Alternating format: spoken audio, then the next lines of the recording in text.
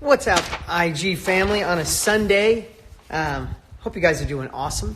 I appreciate so many questions that came in from you guys. I just did a quick little Instagram story this morning and said, if you got a question for me about life or about KBB, because tomorrow's the last day, you've seen it like crazy, I know. I said, ask. And we got so many killer questions. So I'm going to start off with something that I think impacts a lot of people. So, yeah, it was hard to decide because there's so many great questions. So I picked a couple that I thought would benefit everybody. What's up, everybody, on a Sunday? I will do my absolute best to read all your questions. I'm just not going to look down too much because if I do, I get all distracted. My ADD is so bad. I'll be like, oh, what's up? And I'll read and look. So what's up, everybody? Happy Sunday. Let's solve some problems today. Let's overcome some obstacles. Let's set a foundation for next level. Listen.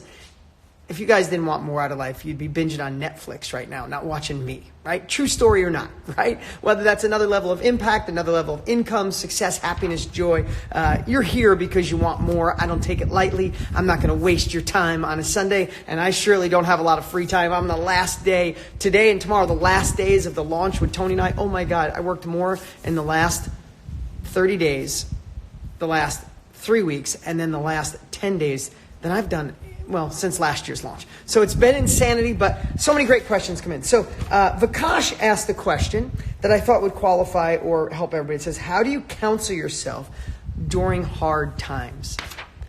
Listen, I'm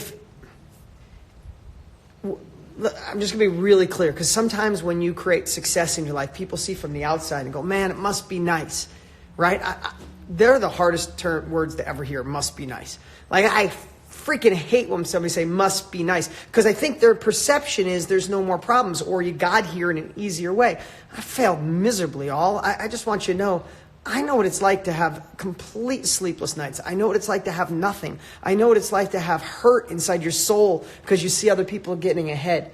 And it's not because you're mad at them, and you're just hurt because you feel left behind. You see them making a sale or having an impact online, or their IG account is growing, or their company is growing, and you're working your guts out and you're not getting there. I know what that feeling is like. I don't want you to think like, I'm never going to forget that. And it still lives inside of me. And I still have that scared little boy who was broke and didn't feel so smart and people made fun of. He still lives in me. I got to work every day on my personal growth to overcome that. So I love when I get a real question like that. How do you counsel yourself during the hard times? Because the only way to success, you guys ready for this? Give me a thumbs up if this makes sense to you. The only way to success is having the ability to counsel yourself through the hard times. Because as Winston Churchill said, the definition of success is going from failure to failure without losing your enthusiasm.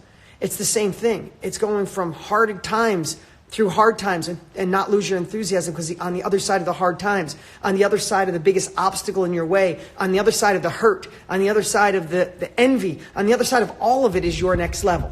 So the question was, how do you counsel yourself during hard times? I don't want to oversimplify it, Vikash, and I'm sure other people have those same questions.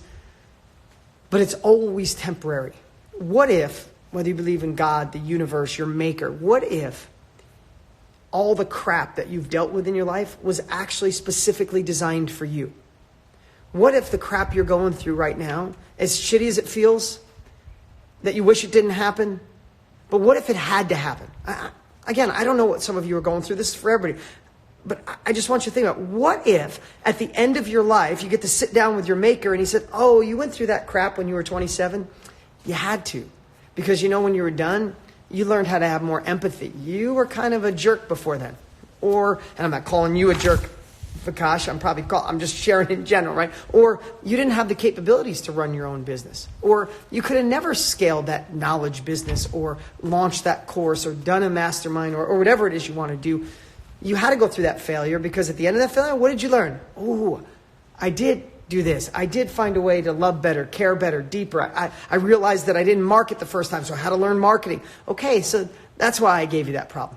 Now, I gave that problem to a lot of other people too, and guess what they did? They were in the middle of it, and they said, to hell with it, and they went back, and they lived a flat life. They lived an okay life. You didn't. You went through it. It sucked. You got through it. You learned from it. I'm glad I gave it to you. Think about it through that. What if What if our problems were actually the thing that built the character to create the success you want? Whether you want to believe that or not, it's your choice. But if you believe the world is against you, that nothing goes your way, that it's never going to work out for you, unfortunately, that's what you're going to get. Now, I just want to tell you, Vikash, I'm not picking on you. That was a great question for everyone. But I want you to think about that. What if the crap in your life was designed for you? What if there's a learning lesson in all of it? Because here's the thing. I'm over 51 now. I can't believe that. But I've been self-employed since I was 17 years old, forever. Started cutting firewood, started fixing cars, had apartments, had tow trucks. Like, I did all of that, right? Then I got into houses, changed my life. Got into real estate, changed my life. But I look back, I hated all the problems I had. Just let me be right here. If I'd say, oh, I'm so blessed on all the shit that went wrong, excuse my language, on a Sunday. I wasn't grateful for it when I was going through it. I'm not happy, but I realized it was needed. And I kept going, and I had a lot of people go, I'm out. I'm going to stick with the job. I'm out. I'm going to stick with $62,000 a year. I'm out. I'm not being mean at $62,000 a year. I'm just saying I wanted more freedom. I wanted more control. I had to solve more problems. And I had to self-soothe and find ways and listen to books and watch videos and buy courses and go to masterminds to empower myself to get through the crap. Long answer to a short question, but it's one of the top questions we always get. If you guys like that, give me a thumbs up. All right. Now, this was a specific one from Julianne, or Julian, I think it's Julianne, or Julianne, I think. I'm sorry if I said it wrong. When is the right time to sell my business or sell a business? I'm going to answer that really quick because we had 3 people ask that in the last week, and she said she really doesn't love it. Here's the part that I'll say. If you don't love what you do, then it's time to move on. But with everyone, if you don't love what you do, it's time to search for that thing. Search for something with more meaning. Search for something that fills your soul. Because we're going to go through crap anyway. We might as well do something that's aligned with our hearts. But here's the part I want to tell you. Don't let yourself mentally give up on what you're currently doing, because your business will decline. Your job will go down. How we do one thing is how we do everything. So design your next level. Whether that's doing what Tony and I share, being in the knowledge industry, sharing what you know, impacting lives, creating a course, doing a book, creating a mastermind, building a community of like-minded people that pay you every month, doing monthly Zoom calls where you're teaching people how to do what you're good at. Doesn't matter where you want to go. But what I watch so many people do when they're sick of where they are, they kind of give up here. And they want to go do this next thing. And when they give up here, then shit starts to fall apart in your life. The company starts going down and it's not worth selling. Nobody wants it. Or the job, you start getting things at work, you're getting written up, or it's not working right. So the part I'm going to tell you is this. When I was doing collision repair every day and had a headache from the paint fumes, I knew there was more.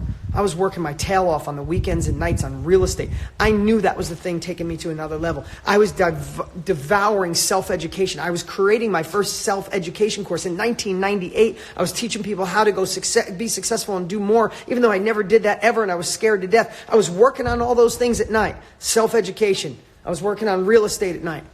And guess what I was doing during the day? I was painting cars. I literally was painting cars. I hated it. I hated it more than anything in the world. But I did it. And why did I do it? And I did it with a smile because I realized at a young age, if I do this right, if I do this until the day I quit it, I'm going to do it with all of me. And that led me to understanding a work ethic. It understood I had investors that there was one guy, I fixed his car. He liked me so much, he invested in one of my real estate deals. If I was this sucks until I can do the big thing, think anybody would have given me a shot? So how you do one thing is how you do everything. So just remember, I thought that was a great question to share. And for all of you that have joined KVB, I've seen so many of you, gratitude for having faith in us. But do you see what I'm talking about? If you're a part of KVB, tell everybody what that's like. I see a couple of you in here. It is off the charts amazing. We have over 25,000 people in the community going nuts right now in the private Facebook group. It's absolutely amazing. And I'll get to more of those. I know we had so many questions about KBB. Another question. How do I maintain a lot of questions about confidence?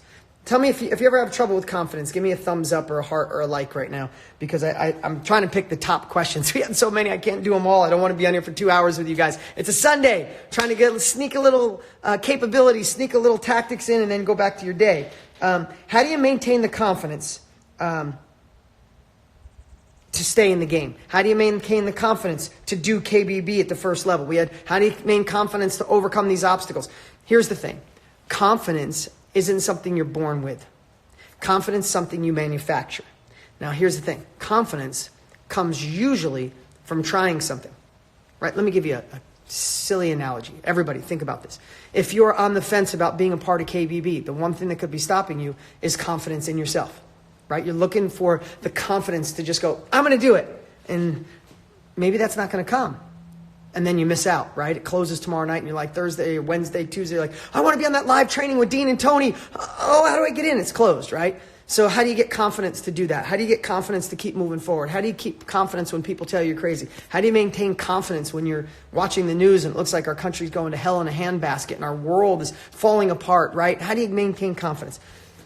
I want you to think of this silly little analogy. If KBB is called the Knowledge Broker Blueprint, it's a course I created with Tony Robbins and myself. It's a course we launch once a year. It teaches you, just a question came in, it teaches you how to enter the digital economy, how to enter the knowledge industry movement by sharing what you know, your capabilities, your passion, your skills, your expertise, or in fact an experience you went through, how to share that with the world, how to be a part of the knowledge industry and how to create next level success and abundance doing that. That's what KBB is.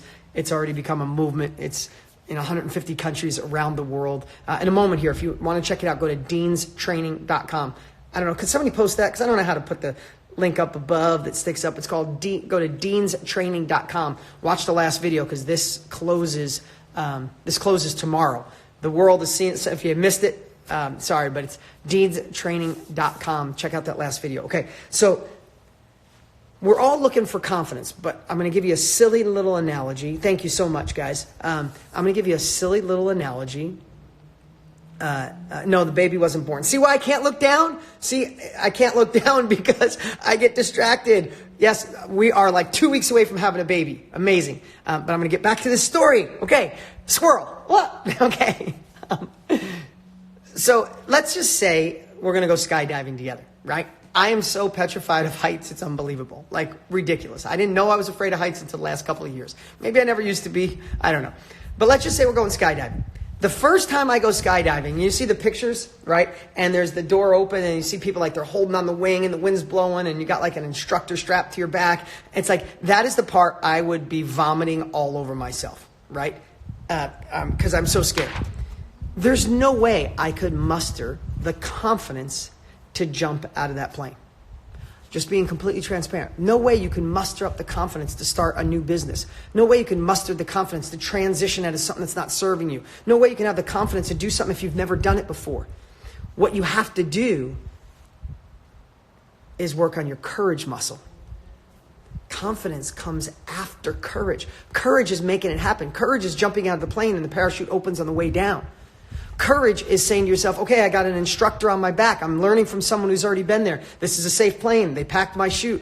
Thousands of people jump every single day. They're fine. You have to muster up all this stuff and have the courage to jump out of the plane. Now, here's what happens. This is where confidence comes in. This is where people get fooled. Confidence comes in. Could you imagine if I jumped 3 times in a week, in a month? You know what I'd be doing the 4th time with you guys? I'd probably be Facebook Live, but I probably couldn't way up, so I would record it. I'd have my phone, and I'd be like, whoa, whoa, whoa, what's up? I'm jumping out of the plane. Look at me. I'd do backflips and go. How the hell did you do that? Because I had the courage to take the first step, and that resulted in the confidence to continue to do it. If you're on the fence of making a transition, heck, if you're on the fence of getting KBB, you might be looking for confidence in something you've never had before. You have to have the courage to say, hey, is this an amazing industry? Hell yes. Is it one of the fastest growing industries in the world? Yes. Are other people online seemingly crushing it, making it, building, legacy? Yes. Are you capable to do anything you put your mind to? Yes. And are you learning from 2 people who've been doing it for over 60 years? Yes. Tony and I obsessed. We created the greatest course in the world. We spent $1 million in the software for you guys. It is changing the world. So when you're standing on the fence and you're going, what do I do? You can't look for confidence if you've never done it. You have to have the courage by getting the support to say, this is real, overcome the logical questions, and have the courage to jump.